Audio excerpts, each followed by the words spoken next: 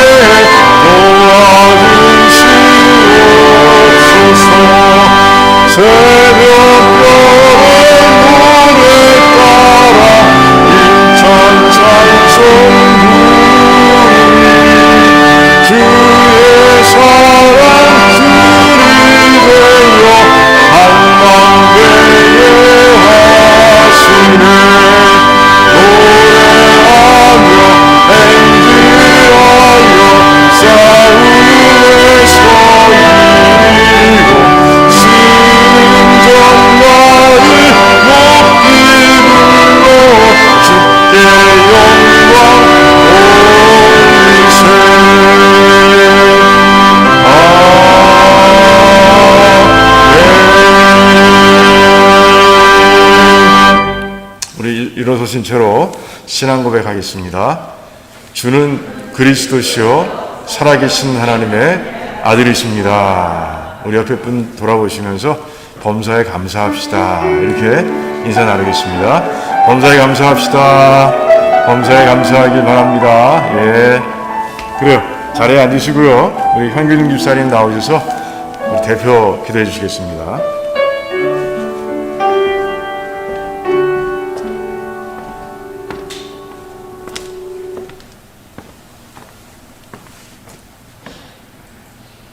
세상의 만물을 창조하시고 당신의 형상을 담은 대로 저희들을 지으셔서 저희들에게 복 주시기를 원하시는 하나님께서 또 이 시간 저희들을 불러서 주님 앞에 그 감사와 찬양을 드리게 하여 주시니 감사합니다.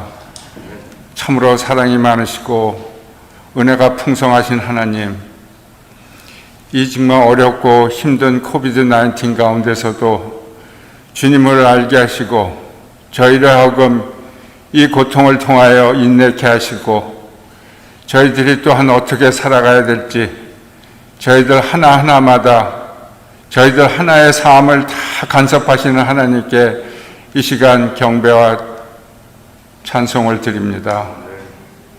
이 드리는 예배가 진실로 하나님 아버지께 감사하는 예배, 정말 마음을 다하는 예배, 뜻을 세우는 예배, 정성을 다하는 예배가 되게 인도하여 주시옵기를 원합니다.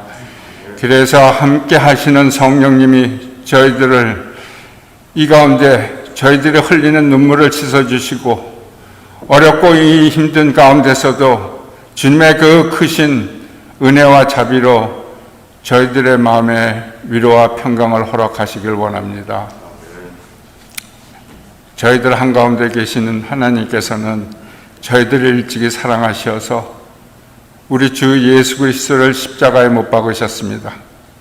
너무나 죄가 많기에 처음의 언약을 깨시고 주님을 통한 둘째 언약을 통하여 저희들의 하나님과 저희들의 관계를 회복하셨습니다.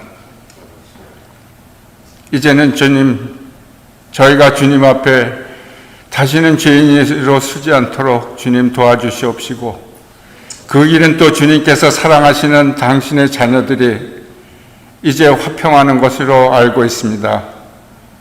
주님, 수계 관계를 이루었으면 또 저희들이 수평으로 주님의 자녀답게 살아갈 수 있게 주님 이 시간 저희들을 이끌어 주시옵기를 원합니다.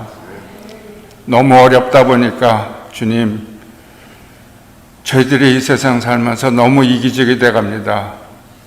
너무나 자기만이 정말 힘들고 어려운 것으로 알고 있습니다. 그러다 보니 갈등하고 싸우고 미워할 수밖에 없습니다. 아버지가 아니면은 주님, 저희들은 이 마음을 달랠 수가 없습니다. 주님, 매일의 주님과의 대화 가운데 저희들의 마음에 온유와 겸손과 화평과 사랑을 허락하여 주시옵기를 원합니다. 그리하여 이 어려운 난국을 주님, 저희들 믿는 자들이 먼저 헤쳐나갈 수 있도록 나누고 사랑함으로써 주님, 저희가 헤쳐나갈 수 있게 주님 도와주시옵기를 원합니다. 무엇보다도 정말 이 어려운 시기에 제3세계에서 헐벗고 굶주리고 영원히 메마른 자들과 함께하는 세계 모든 선교사님들과 함께하기를 원합니다. 그들을 저희 위하여 저희가 기도하기를 원합니다. 그들의 고행을 듣고 같이 나누기를 원합니다. 저희들의 나눔이 있는 삶을 가질 수 있도록 주님 인도하여 주시옵기를 간절히 원합니다. 그것이 이 두란노치 힘들게 저희 성도들끼리, 저희 형제자매끼리 먼저 시작하기를 원합니다. 주님께서 이제 이 코비드-19을 아침에 안개처럼 완전히 주님 순식간에 없어주실 때 저희들이 이 교회에 모여서 주님의 그 크신 사랑을 알고 정말 모든 것에 회개하며 이제는 서로 사랑하여 주님의 뜻을 하나로 이루어드리는 교회가 될 수 있게 주님 도와주시옵소서. 또 그 가운데 주님, 저희들뿐이 아닙니다. 저희들의 2세들, 3세들 자꾸 주님 곁을 떠나고 있습니다. 아버지, 그들을 바라붙잡아 주시옵소서.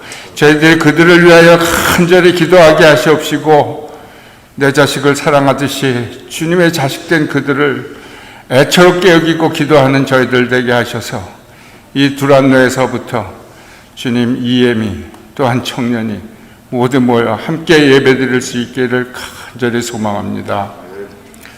오늘 이 시간도 주님이 저희들과 함께 하시며 말씀으로 저희들에게 위로가 되시고 평강을 허락하시며 또 능력으로 나타나셔서 저희들의 갈 길을 정하여 주실 것을 믿사오며 저희들을 영원한 기업으로 이끌어 주신 우리 좋으신 주 예수 그리스도로 감사하며 기도하였습니다. 아멘.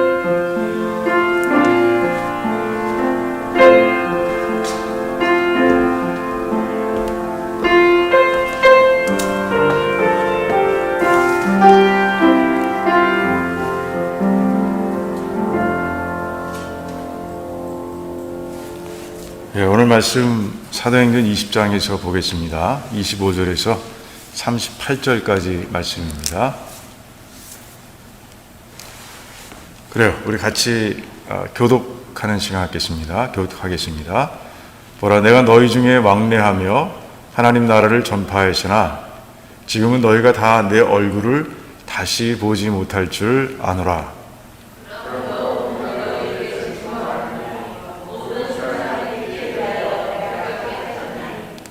이는 내가 꺼리지 않고 하나님의 뜻을 다 너희에게 전하였음이라.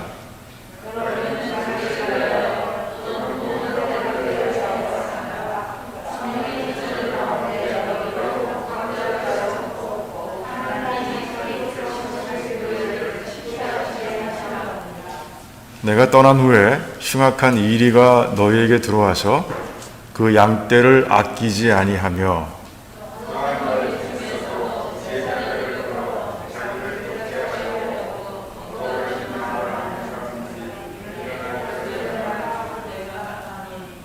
그러므로 너희가 일깨어 내가 3년이나 밤낮 쉬지 않고 눈물로 각 사람을 훈계하던 것을 기억하라.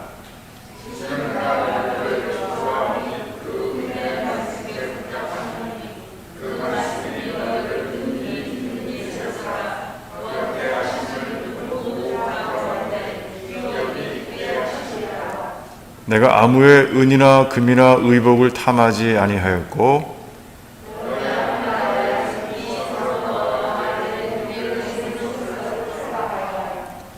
범사에 너에게 모본을 보였으니 곧 이같이 수고하여 약한 사람들을 돕고 또 주 예수의 친히 말씀하신 바 주는 것이 받는 것보다 복이 있다 하심을 기억하여 할지니라.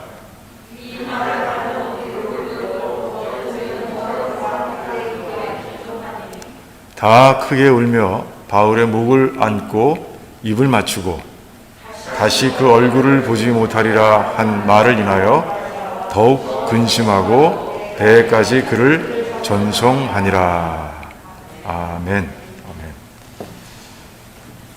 자, 기도하겠습니다. 하나님 감사합니다. 오늘도 하나님께서 이 말씀을 준비케 하신 그 은혜에 감사를 드립니다.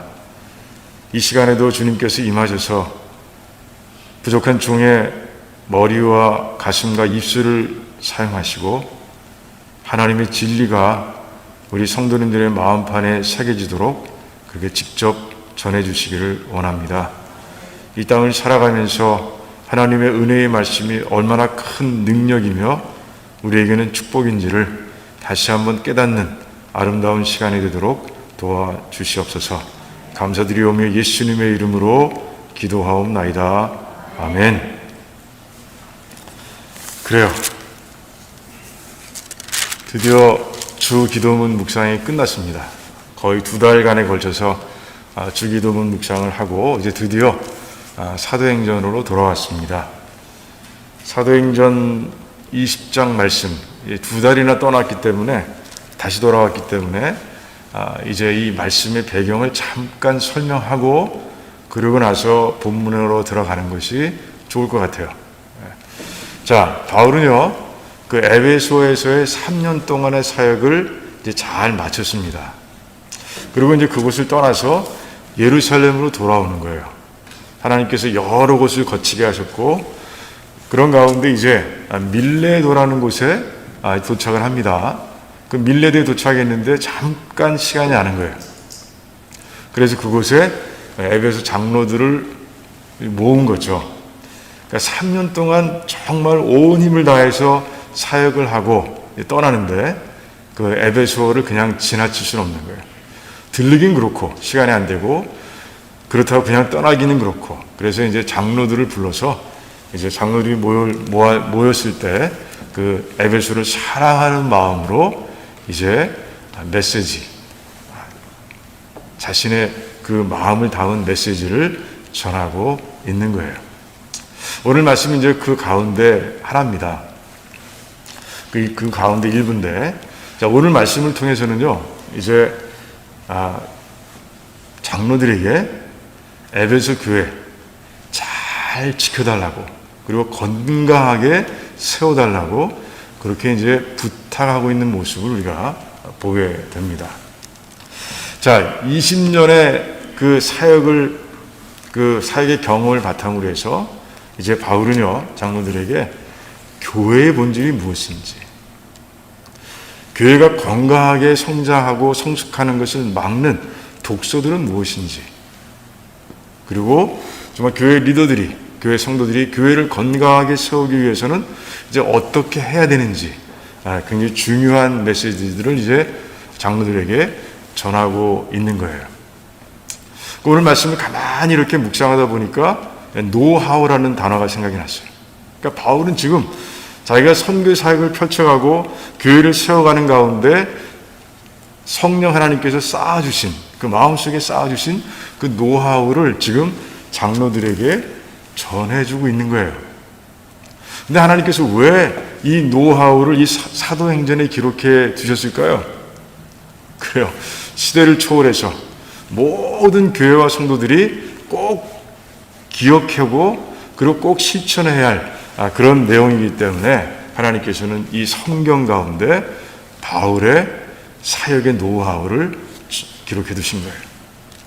이게 굉장히 중요합니다.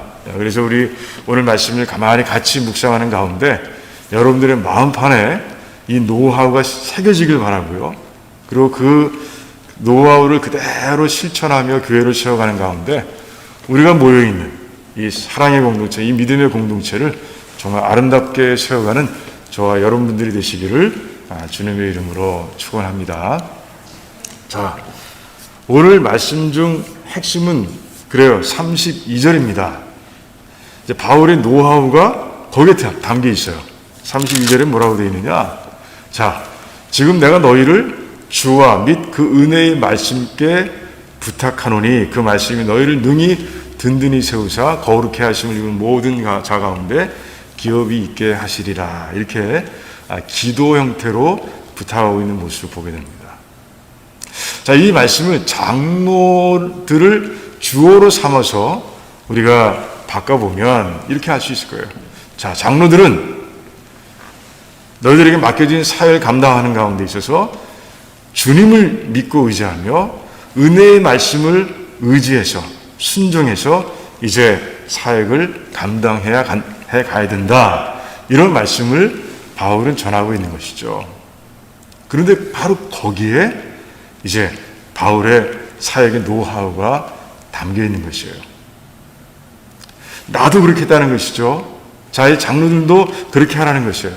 주님을 믿고 의지하고 그리고 은혜의 말씀에 의지해서 순종해서 이제 사역을 감당할 때 정말 교회가 든든히 세워지고 모든 사람들이 하나님께서 약속하신 영원한 기업을 받는 그런 공동체로 세워져 갈 것이다 라고 얘기하고 있는 것이에요. 자, 그리고 나서 이제 전체 말씀을 통해서 그 노하우가 얼마나 중요한 것인지를 설명하고 있는 모습을 보게 됩니다. 자, 먼저 첫 번째 노하우가 뭐라고요? 주님을 믿고 의지해야 된다는 것이죠. 주님을 믿고 의지하라. 굉장히 평범한 말씀입니다. 그런데 이 말씀의 중요성을 이제 바울은 이제 교회의 본질을 설명하는 가운데 이제 그 중요성을 설명하고 있는 모습을 우리가 보게 됩니다. 교회의 본질이 어디에 담겨 있느냐? 교회의 본질이 어디에 있느냐? 28절 말씀에 있습니다. 자, 28절 말씀을 보면 이제 하나님이 자기 피로 사신 교회 이렇게 기록되어 있습니다. 이 말씀 속에 교회가 무엇인지 대부분 다 들어가 있는 거예요. 그리고 이 말씀을 가만히 묵상하면 왜 우리가 주님을 믿고 의지하며 우리에게 맡겨진 사역을 감당해야 되는지 아주 분명하게 드러나는 것이에요. 자, 이 말씀에는요, 여러 가지 의미가 담겨 있는데 세 가지를 우리가 발견할 수 있어야 돼요. 첫 번째, 이 말씀 속에서 우리는요, 예수님을 향한 바울의 신앙 고백을 발견할 수 있어야 돼요. 자, 뭐라고 그랬어요? 하나님이 자기 피로 사신 교회라고 되어 있습니다. 자, 누가 십자가에서 피를 흘렸습니까? 예수님께서 흘리셨죠. 자기 피로 사셨다. 그러니까 흘리신 분은 예수님이세요. 그런데 하나님으로 표현하고 있습니다. 바울은 이 표현을 통해서 예수님께서는 하나님이시다, 예수님께서는 성자 하나님이시다 라는 자신의 신앙을 분명하게 고백하고 있는 거예요. 교회는요, 이 예수님께서 하나님이시라는 이 신앙의 고백 위에 세워지는 거예요. 예수님께서도 말씀하셨죠. 베드로의 고백, 주는 그리스도시요 살아계신 하나님의 아들이십니다 하는 이 고백 위에 교회를 세우겠다고 아주 분명하게 말씀하셨어요. 그래서 우리는 매번 주일 예배 때 모여서 예배 드릴 때마다 그 고백을 예수님께, 하나님께 드리고 있는 거예요. 우리 교회가 그 고백 위에 세워지기를 원합니다 라고 우리가 이제 말씀드리고 있는 것이죠. 그렇습니다. 예수님께서 하나님이시다, 예수님께서 성자 하나님이시다, 이 고백은 교회의 본질이라는 것이죠. 자, 두 번째 이 말씀 속에 들어가 있는 교회의 본질은 뭐냐? 하나님의 무한한 은혜를 찬송하는 사람들이 되어야 한다는 것이에요. 성도들은 하나님의 무한하신 은혜를 찬송할 수 있어야 한다는 것이에요. 자, 왜 그렇습니까? 28절 말씀을 보면 자기 피로 사셨다고 되어 있어요. 자기 피로. 하나님께서, 예수님께서 그 값을 따질 수 없는 그 보혈로 한 사람 한 사람을 사셨다는 거예요. 우리가 교회에 이렇게 모여 있으니까 우리들은 그렇게 생각할 수 있습니다. 내가 내 의지대로 여기 나온 거지, 이렇게 생각할 수 있어요. 아니라는 것이죠. 바울은 분명히 고백합니다.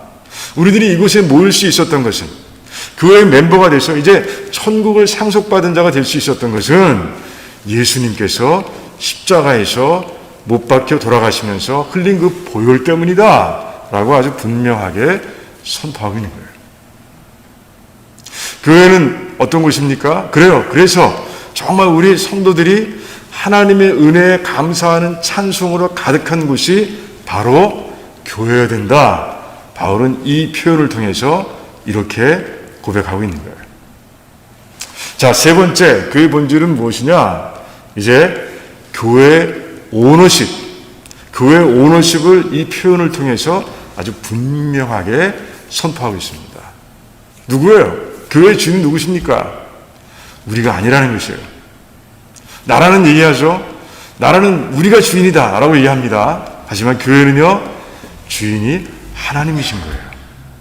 예수 그리스도 삼위일체의 하나님께서 이 교회의 주인 되신다는 것을 아주 분명하게 선포하고 있는 것이에요. 사셨다. 이 사셨다는 단어를 통해서 하나님의 소유다라는 것이 이제 고백되고 있는 것이죠. 그래요. 교회는 그래서 합치면 어떻습니까? 교회는 예수님께서 하나님이심을 믿는 자들이 하나님의 은혜를 통해서 구원받은 것을 감사하며 찬송하고, 그리고 마지막으로 그래요. 정말 이 교회의 주인이 하나님이신 것, 삼위일체의 하나님이신 것을 분명하게 알고 이제 세워져 가는 것, 그것이 바로 교회다라는 것이죠. 또 한 가지 표현이 있어요. 교회의 본질을 나타내는 또 한 가지 표현이 있습니다. 그것은 바로 28절에 보니까 이제 성령이 너희를 감독자로 삼으셨다라는 그런 표현입니다. 자, 우리에게 직분을 주시고 그리고 우리에게 사명을 맡겨주신 분이 누구예요? 하나님이시라는 거예요. 목사가 아니고 운영위원회가 아니고 하나님께서 직분과 소명을 맡겨주셨다라는 것이에요. 그래서 우리는요, 우리 뜻대로 교회를 세워가서는 안 돼요. 우리 마음대로 교회를 세워가서는 안 된다는 것이에요. 우리에게 사명을 맡겨주신 그분의 뜻이 뭔가? 그분은 어떻게 이 일을 이루시길 원하는가? 그분께 물어봐야 된다는 것이죠. 아주 교회의 본질에 대해서 아주 분명하게 또한 이 표현을 통해서 바울이 선포하고 있는 것이에요. 우리는 다 그래요. 우리가 받은 사명과 우리들이 받은 직분이 다 그렇다라는 것이에요. 자, 28절의 말씀을 정리하면, 자, 이제 성도들은 교회를 어떻게 세워야 합니까? 주님께 의지한다는 거예요. 주님을 믿고 의지해야 돼요. 왜? 주님이 하나님이시잖아요. 주님이 왕이시잖아요. 그리고 주님이 교회의 머리시잖아요. 주인이시잖아요. 또한 주님께서 우리에게 사명을 맡겨주셨잖아요. 그래서 우리는 우리 마음대로 하는 것이 아니라 주님을 믿고 주님의 의지에서 또 주님 순종해서 이 모든 사역들을 감당해 나가야 되는 것이에요. 그럴 때요, 교회는 건강하게 성장하고 성숙할 수 있다는 것이에요. 바울은요, 자기 간증을 합니다. 자기가 그렇게 했다는 것이에요. 내가 주님을 믿고 주님만 의지하며 이제 에베소에서 사역을 펼치는 가운데 엄청난 결과를 낳을 수 있었는데 그게 바로 26절과 27절이다 이렇게 얘기하고 있습니다. 자, 27절에 보니까 먼저 보면 내가 꺼리지 않고, 이건 뭡니까? 꺼리지 않은 단어는요, 이건 원래 원어를 보면 조금 더 분명한 뜻이 나타나는데 뒤로 물러서지 않고 이런 얘기입니다. 뒤로 물러서지 않고. 에베소는요, 여러분들 그래요, 성경 공부하는 가운데 들었을지 모르겠지만 그래요, 잡신으로 가득한 곳이었어요. 집집마다 부적이 있고요, 집집마다 마술책으로 가득한 곳이었어요. 그러니 영적인 도전이 얼마나 컸겠습니까? 하지만 바울은 주님을 믿고 의지했기에 뒤로 물러서지 않았다라고 그렇게 고백하고 있습니다. 그런 가운데 하나님의 뜻을 다, 이 단어가 되게 도전적입니다. 우리에게 챌린지가 돼요. 다, 내가 일부를, 내가 조금만, 거의 대부분 이게 아니라 다 너희들에게 전했다 이렇게 고백하고 있는 모습을 보게 됩니다. 주님을 믿고 의지했기 때문에 내가 이럴 수 있었다라고 고백하면서 26절에 보니까 모든 사람의 피에 대하여 내가 깨끗하다 이렇게 얘기하고 있습니다. 이게 무슨 말일까요? 모든 사람에 대해서, 모든 사람의 피에 대해서 내가 깨끗하다. 이 말씀은 이해하기 위해서는 에스겔서를 볼 수 있어요. 에스겔서 33장을 보면 이제 선지자 에스겔에게 말씀하시는 거예요. 그 선지자를 파수꾼에 비유하시는 거예요. 자, 파수꾼은 밤새 눈을 뜨고 있어야 합니다. 그리고 적군이 오면 빨리 알려줘서 이제 대비할 수 있도록 만들어야 합니다. 그런데 적군이 오에도 불구하고 잠들어서 알리지 못하면 그 피해가, 그 책임이 누구에게 있는 거예요? 파수꾼에게 있는 거죠. 똑같다는 거예요. 선지자들도 하나님 말씀이 임하시면 이제 백성들에게 바로 전해야 된다는 거예요. 그래서 그랬는데도 불구하고 그들이 하나님 말씀에 순종하지 않으면 그 백성들의 피에 대한 책임은 그들에게 있다는 거죠. 선지자가 아니라 그들에게 있다. 하지만 하나님 말씀이 임했을 때 정확하게 하나님 말씀을 전했다면 백성들의 피에 대한 책임은 아니죠. 어떻게 되는 거죠? 그래요. 만약에 말씀을 전하지 않으면 그래요. 그 모든 피의 책임은 선지자에게 있다라고 그렇게 말씀하고 있어요. 그게 바로 에스겔서 33장의 말씀이에요. 그것을 인용하고 있는 거예요. 나는 하나님께서 세우신 사도인데 하나님께서 맡겨진 사역은 뭐예요? 가서 어느 곳에 가든 하나님의 복음을 전하는 것이에요. 하나님 나라를 전하는 것이에요. 그런데 내가 주님을 믿고 의지하는 가운데 하나님의 뜻을 다 너희들에게 전했다라고 아주 분명하게 선포하면서 그래서 나는 너희들의 피에 대해서 책임이 없다, 깨끗하다 이렇게 선포하고 있는 거예요. 대단한 자부심이죠. 네, 대단한 자신감입니다. 그런데 이 26절, 27절 말씀을 통해서 우리는 바울의 교만한 마음은 찾아볼 수가 없어요. 왜 그렇습니까? 자기가 한 게 아니거든. 자기의 힘과 자기의 능력으로 이 일을 했다고 그렇게 고백하고 있으면 아이 그만하네 이렇게 얘기할 수 있어요. 그런데 바울은 분명히 얘기하고 있는 거예요. 내가 이럴 수 있었던 것은 주님을 믿고 주님을 의지해서 사역을 감당했기 때문이라고 바울은 분명하게 선포하고 있는 거예요. 그렇습니다. 우리도 마찬가지예요.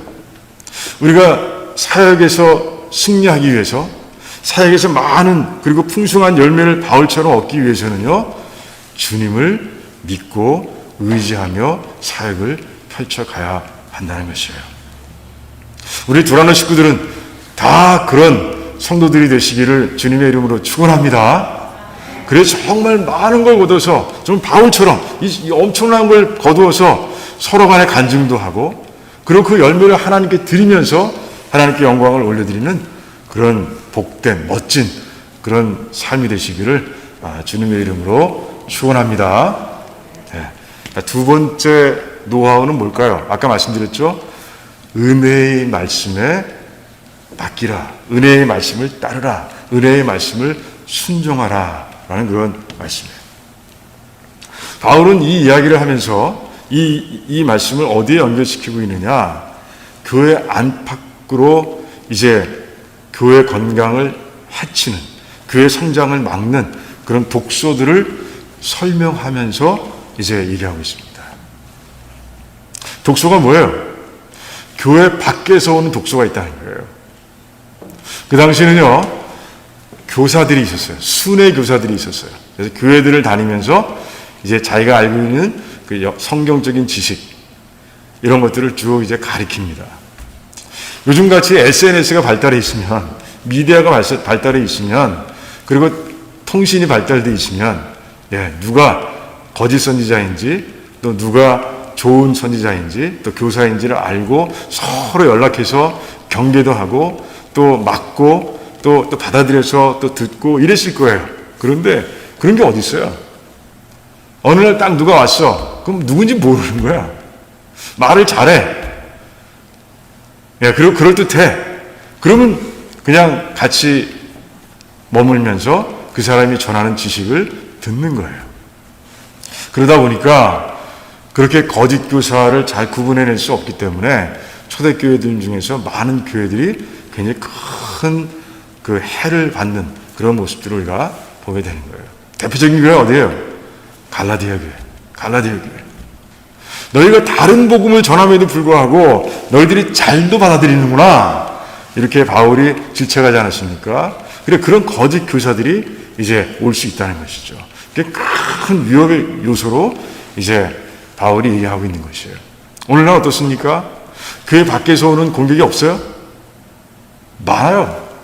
그 세상적인 원리들이 교묘한 모습으로 교회에 흘러 들어와서 하나님 말씀과 막 짬뽕이 돼서 그래서 그 하나님 말씀이 아닌 것을 믿고 그리고 그 위에 교회를 세우는 교회들을 우리가 볼 수 있는 거예요. 한국교회 예를 들어볼까요? 한국교회에서 가장 독서 조항은 뭡니까? 그래요. 저는 유교 문화라고 얘기합니다. 그 유교 문화를 통해서 그 교회에 흘러 들어옴으로 인해서 하나님 안에서 우리 모든 사람들은 다 어때요? 식구입니다. 그리고 수평적인 관계예요. 그런데 그 유교 문화가 들어와서 교회를 어떻게 바꿨습니까? 그 인간 관계를, 그 성도들 간의 관계를 권위주의적이고 그 계급적으로 바꿔놓는 모습을 우리가 쉽게 볼 수 있는 거예요. 하나님께서 원하시는 교회는 그런 교회 아닙니다.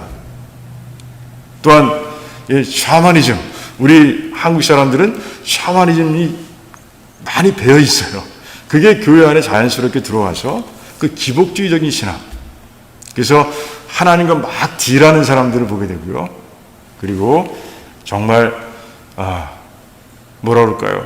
모든 복을 하나님께서 주시는 복을 물질과 연결시키는 그런 모습들을 우리가 교회 안에서 쉽게 볼 수 있는 거예요.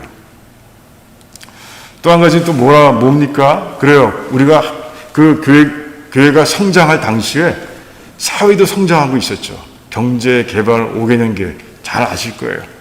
그런 가운데 그 성장주의가 교회에 들어와서 교회의 부흥을 마치 그런 양적인 성장과 연결시켜서 그렇게만 보는 그런 생각들이, 그런 사고방식들이 우리 교회 안에, 우리 한국 교회 안에 자리 잡고 있는 거예요. 영적인 성숙이 우선이 돼야 하는데 양적인 성장이 우선되어 있는 그런 교회 정책들을 우리가 보게 된다는 것이죠. 그래요. 그런 어떤 세상의 바깥 원리들이 교회 안으로 들어와서 굉장히 이상한 것들을 만들어내서 교회를 무너뜨리는, 교회가 엉뚱한 곳으로 달려가게 만드는 그런 일들이 종종 일어나고 있다는 것이죠. 그게 교회 밖에서 오는 공격입니다. 그럼 교회 안에 공격은 없습니까? 오늘 말씀이 있습니다. 오늘 말씀 가운데서 우리가 보면은 이제 31절, 33, 34, 35절을 보면 그래요. 그 속에서 우리가 유추해낼 수 있는 교회 독서가 뭡니까? 이 교회 안에서도 일어나는데 그게 뭐냐? 자기 파벌을 만들려고 하는 사람들이 있다는 거예요. 자기 탐심을 따라가는 사람들이 교회 안에 있을 수 있다는 거예요. 그런 가운데 교회가 분열되고 그리고 붕괴되는 모습을 이제 보게 된다는 것이죠. 대표적인 교회가 어디예요? 고린도 교회입니다. 고린도 교회가 그런 교회였어요. 그리고 이 문제는요, 그래 뭐 내용도 바뀌지 않고 그대로 지금까지도 교회를 괴롭히는 그런 요소로 작용을 하고 있어요.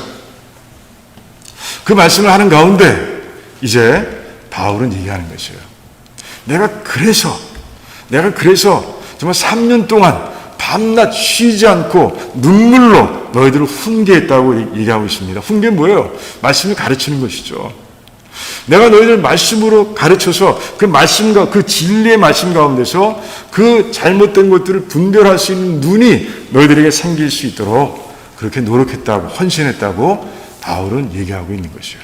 그러고 나서 그러니 너희들도 은혜의 말씀에 의지하고 순종하라, 이렇게 선포하고 있는 모습을 보게 되는 것이에요. 자, 그렇다면 이런 그 교회의 성장과 성숙을 방해하는 이 일들은 왜 일어나는 거예요? 누가 하는 거예요? 그렇죠? 사탄이 하는 것이에요. 사탄의 시험입니다. 바울은 이 에베소 장로들과 만난 후 한 5년쯤 후에 로마 감옥에서 에베소에 보내는 편지를 씁니다. 그 편지에서 뭐라고 그래요? 영적 전쟁을 얘기하고 있어요. 너희들 교회 밖에서 공격이 오고 교회 안에서 시험거리가 생기는데 이 모든 것이 다 너희들끼리의 싸움이 아니라 영적 전쟁이다. 사단과의 전쟁이다. 라고 이렇게 define, 정의하고 있는 모습을 보게 되는 것이에요. 자, 그런데 그 시험에 대해서 우리가 주기도문 하면서 봤잖아요. 여러분 기억하세요? 사단의 시험의 3가지 특징 기억하십니까? 잘 기억이 안 나죠. 다시 한번 말씀드릴게요. 첫 번째 특징은 누구도 사단의 시험에서 벗어날 수 없다, 이거예요. 두 번째 뭡니까? 누구도 사단의 시험을 자신의 힘과 자신의 지혜로 감당할 수 없다라는 것이에요. 세 번째 뭡니까? 그래요. 사단의 시험은 때와 장소를 가리지 않는다, 이렇게 말씀드렸어요. 바울은 이 자신의 그 선교 사역하는 가운데서 이 사단의 시험의 이 공격의 집요함, 그리고 무서움, 강력함, 이걸 다 경험한 거예요. 그런 가운데 이제 너희들 이 공격, 사단의 공격에 주의하라라고 얘기하고 있는 것이에요. 그리고 나서 주는 말씀이 두 번째 노하우, 은혜의 말씀에 순종하라, 이렇게 얘기하고 있습니다. 3년 동안 내가 너희들에게 그렇게 밤낮을 가리지 않고 말씀을 가르쳤던 이유가 바로 거기에 있다라고 얘기하고 있는 것이에요. 은혜의 말씀, 이 은혜라는 단어 때문에 또 은혜가 됩니다. 은혜는 뭐예요? 우리 스스로의 힘과 지혜로 가지거나 얻을 수 없는 것, 그것을 하나님께서 거저 주시는 것. 그게 바로 은혜입니다. 대표적인 게 뭐예요? 구원이죠. 구원입니다. 하나님께서 그 예수 그리스도를 희생하면서까지 이제 열어놓으신 그 구원의 문을 우리로 하여금, 믿는 사람들로 하여금 거저 이제 들어오게 하셨다는 것. 이게 바로 가장 대표적인 하나님의 은혜인 것이죠. 그런데 오늘 말씀과 이 은혜의 말씀을 연결해 보면, 은혜의 말씀 속에는 이제 은혜의 말씀, 여기 나오는 은혜의 말씀은 두 가지 내용을 담고 있는 것을 알 수 있습니다. 우리를 잘 아시는 하나님께서 사단의 시험을 우리 스스로는 이길 수 없다는 것을 너무너무 잘 아신다는 거예요. 그래서 성도들이 그 사단의 시험을 이길 수 있는 무기, 지혜와 능력을, 하나님의 지혜와 하나님의 능력을 이 말씀 속에 담아 놓으셨다는 거예요.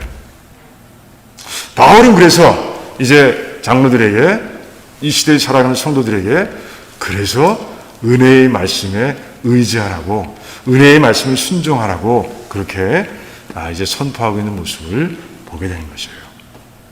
은혜의 말씀이 아니면, 그 말씀 속에 담겨있는 하나님의 은혜가 아니면 이길 수 없다는 거예요.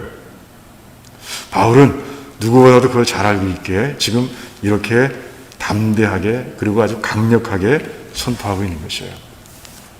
예수님께서도요, 공생애 중에 그래요, 사단의 시험을 뭘로 이기셨어요? 하나님 말씀으로 이기셨어요. 하나님 말씀으로요.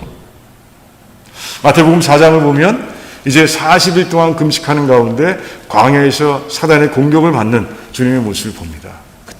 그때 주님께서는요, 그 신명기의 말씀을 통해서 모든 시험을 이겨내시는 거예요.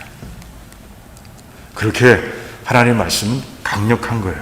그리고 정말 우리들에게 꼭 필요한 것이에요. 사역을 감당하는 가운데 수없이 많은 공격을 받습니다. 교회 밖에서, 교회 안에서 시험들이 있어요. 그 시험들을 이겨낼 수 있는 방법은 하나님의 은혜 말씀에 담겨있는 무기들을 사용하는 것이라는, 아주 분명하게 선포하고 있는 것이에요. 이 말씀을 잘 기억하시기 바랍니다. 그래서 여러분들 정말 언제든지 어느 곳에서든지 시험을 만날 수 있는데, 그때마다 정말 하나님의 말씀, 그 은혜의 말씀으로 우리가 대적하기 위해서 말씀을 읽고 또 읽고 묵상하고 또 묵상하시기 바랍니다. 그래서 그 은혜의 말씀을 가지고 정말 사단의 공격에 이기고, 그리고 우리가 사랑하는 이 두란노 공동체, 믿음의 공동체를 정말 건강하게 잘 채워가는 저 여러분 되시기를 주님의 이름으로 축원합니다. 두 가지 기억하십시오. 첫 번째가 뭐예요?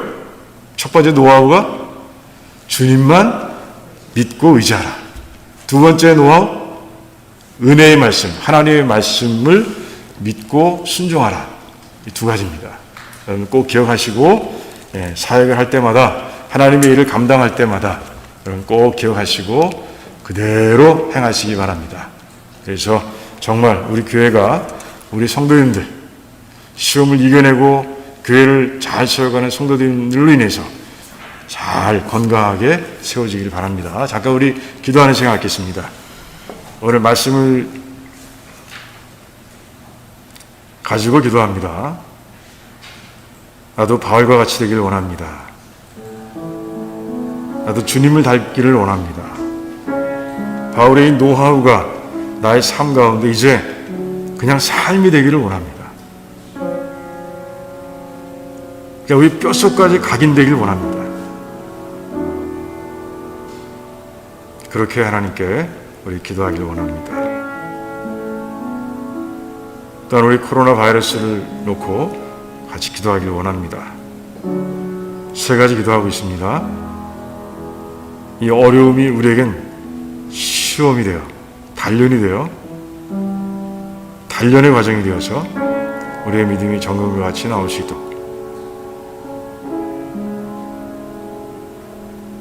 그리고 이 어려움, 이 공격을 오늘 말씀대로 주님 의지하고 믿고 하나님 말씀을 가지고 이겨낼 수 있는 그런 삶이 되도록 서로서로를 위해서 중보기도 하는 가운데 아무도 이 바이러스에 걸리지 않고 또한 경제적으로도 힘들지 않도록 또한 하나님께서 이 바이러스를 거두어가시는 그 능력의 손길을 우리가 체험하도록 우리 같이 기도하기를 원합니다. 우리 같이 묵상으로 한 2, 3분 정도 기도하겠습니다.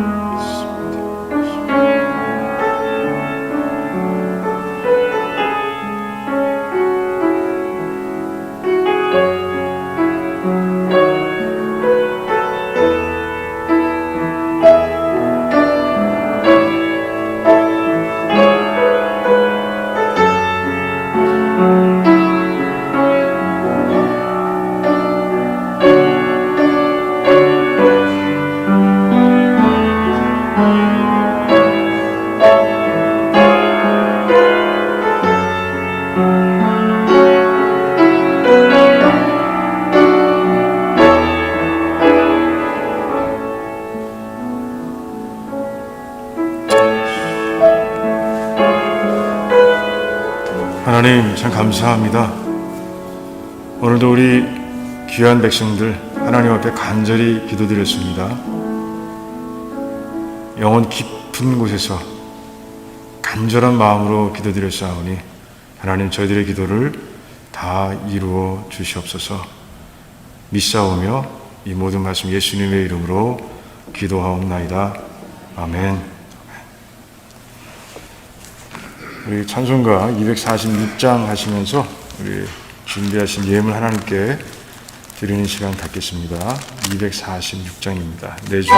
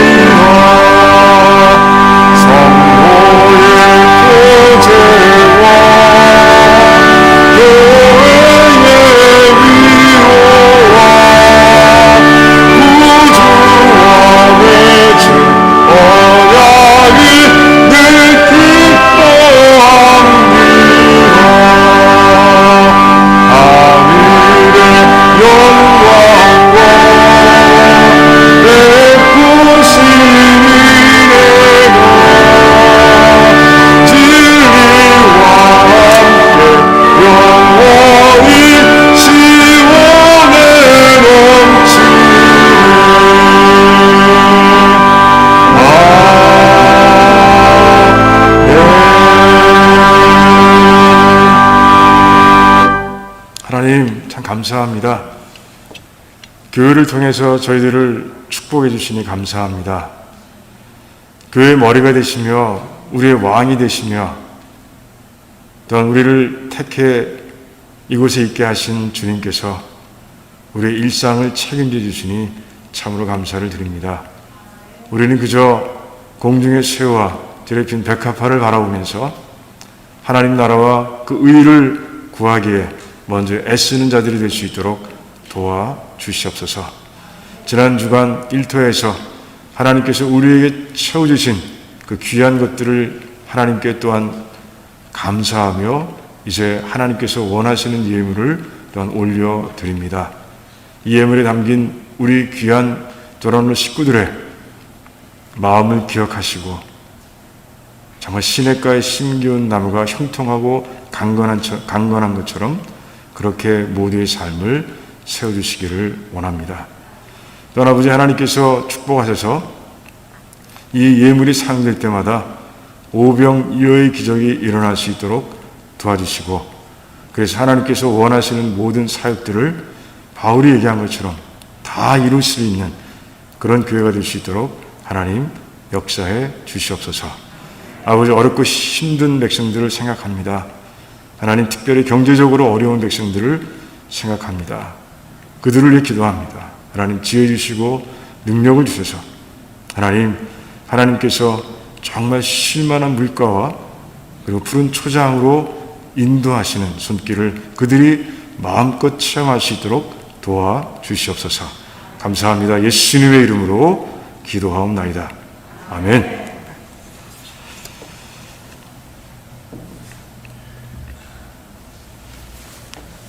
그래요. 우리 교회 소식 잠깐 나누겠습니다. 그래요. 방역에 대한 이야기들은 다 우리가 보고 있습니다. 저도 이제 마스크 쓰고 기도하고 설교하고 있습니다. 불편하지만 얼마 남지 않았어요. 얼마 안 남았습니다. 그때까지 우리 서로 지키고 또 기도해주고 승리하기 원합니다. 그래요. 자, 그 다음 오늘 추도 예배, 오늘 예배 이후에 바로 있습니다. 여러분들 같이 예배 드리면 참 좋겠고요. 그런 가운데 하나님의 위로를 함께 누리는 시간이 되면 좋겠습니다. 그래요. 성찬식 다음 주일 예배 중에 있습니다. 기도로 준비해 주시고 그리고 운영위원회가 다음 주일 예배 후에 또 모입니다. 여러분들 기도해 주시고요. 아마 그 주요 안건은 결산과 내년도 계획을 세우는 예산이 될 겁니다. 2021년 달력 지난주에 못 받으신 분들 여러분들 가져가실 때 탁상용은 2부, 벽걸이용은 1부씩 가져가시면 되겠습니다. 지난주에 선물을 다 나눠드렸는데 못 받으신 분들은 목자, 인도자를 통해서 여러분 꼭 받아가시기 바랍니다. 그리고 대림절 기간이 시작됐어요. 우리 예수님 오시는 날을 기다리면서 우리가 드리는 주간이 대림절 기간이에요. 예수님 오시는 성탄절을 정말 간절한 마음으로 기다리면서 말씀과 기도로 경건하게 시간들을 보내시길 바랍니다. 헌금은 우리가 늘 얘기하고 있죠. 예외 일부라고. 그래서 참석하지 못하시는 분들은 그래요. 주소로 보내주시거나 또 참석하실 때 이제 하나님께 드리면 됩니다. 다른 거 없으시죠? 그러면 우리 이제 그 축도로 마치겠는데요. 축도로 마치고 한 2, 3분 정도 이제 준비하는 시간 잠깐 갖고 바로 이제 추도 예배 갖도록 하겠습니다. 이제는 우리 주 예수 그리스도의 무한하신 은혜와 하나님 아버지의 그 한량없는 사랑하심과 성령 하나님의 교통하시고 교제하시고 감화하시며 능력 주시니 오늘 말씀처럼 하나님 교회를 건강하게 세워가는데 방해하는 독소들이 있음을 이제 압니다. 그것을 이겨내기 위해서 바울이 사역의 노하우를 알려준 오직 주님만 믿고 의지하며 은혜의 말씀 가지고 순종하며 우리가 모든 방해 세력들을 이겨내고 우리 두란노 침례교회를 건강하고 아름다운 교회로 세우기를 원합니다. 라고 결단하며 기도하는 모든 백성들의 삶과 가정과 자녀들과 하시는 일들 위에와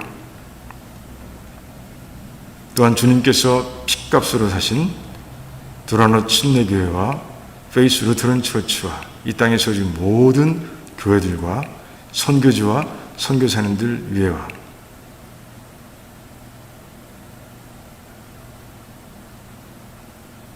또한 어려운 가운데서도 예수 그리스도를 믿고 의지하는 그런 귀한 백성들의 삶 위에 출타 중인 백성들 위에와